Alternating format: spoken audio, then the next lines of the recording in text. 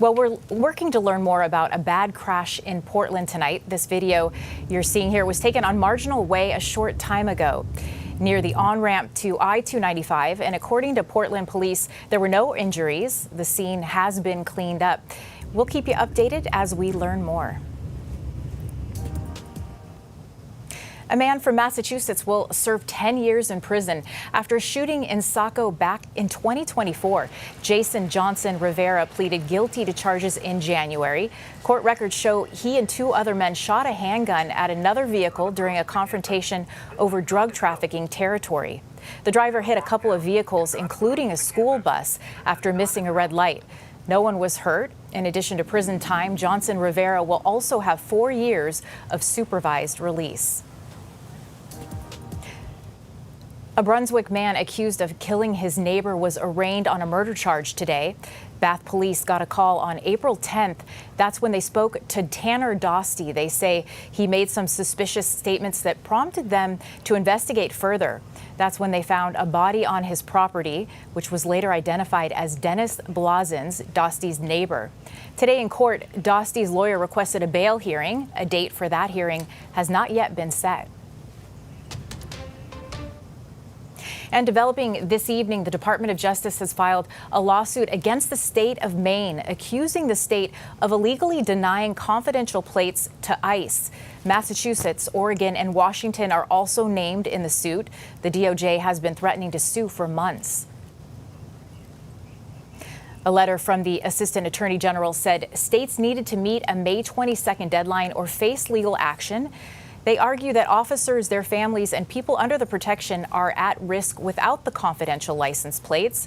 Maine Secretary of State Shenna Bellows, who oversees the Bureau of Motor Vehicles, she paused the issuance of new confidential plates in January amid concerns about federal immigration enforcement activity in the state. Secretary Bellows joined us live on News Center Maine at noon today. Our Brian Iacono asked about today's development. Here's what she had to say. And so what Trump has done with ICE is really lawless and unconstitutional.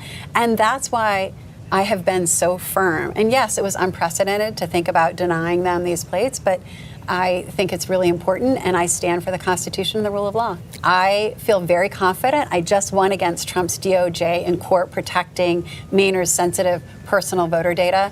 I think we will win against Trump's DOJ again. Watch our full interview with Secretary Bellows online or on News Center Maine's streaming app.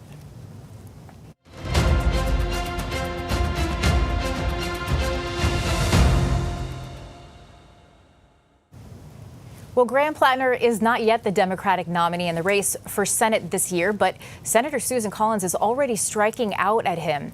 Collins spoke about what he would lack in the Senate and the comments he's made on social media. Our Phil Hirschkahn has more from Auburn. With less than 2 weeks to go before the Maine primaries, Republican Senator Susan Collins sharpened her attacks on Democratic candidate Graham Platner. Then I've been able to secure, in the last 5 years, $1.5 billion for 674 projects. With my opponent, that would go away. That would go away. He would not have the seniority, the experience, the knowledge, or the respect in order to secure that funding. 1, 2, 3. For example, Collins says there's the $87 million to renovate or rebuild 45 fire stations, or combined fire and police stations like this one in Auburn, where she attended the groundbreaking ceremony today. Collins also took issue with Platner's repeatedly saying she sent him to Iraq by voting to authorize the war in 2002. Platner enlisted in the Marines after finishing high school in 2003, after the war started. So I respect anyone who steps forward to serve their country.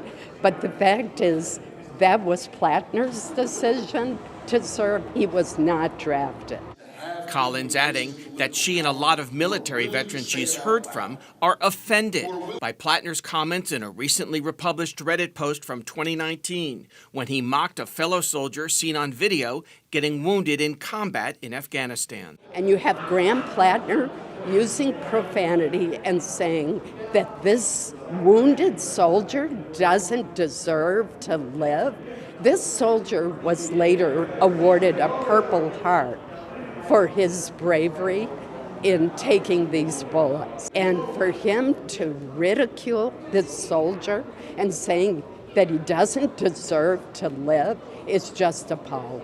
Collins faces no opposition in the Republican primary, and Platner has been the presumptive Democratic nominee ever since Governor Janet Mills suspended her campaign 1 month ago.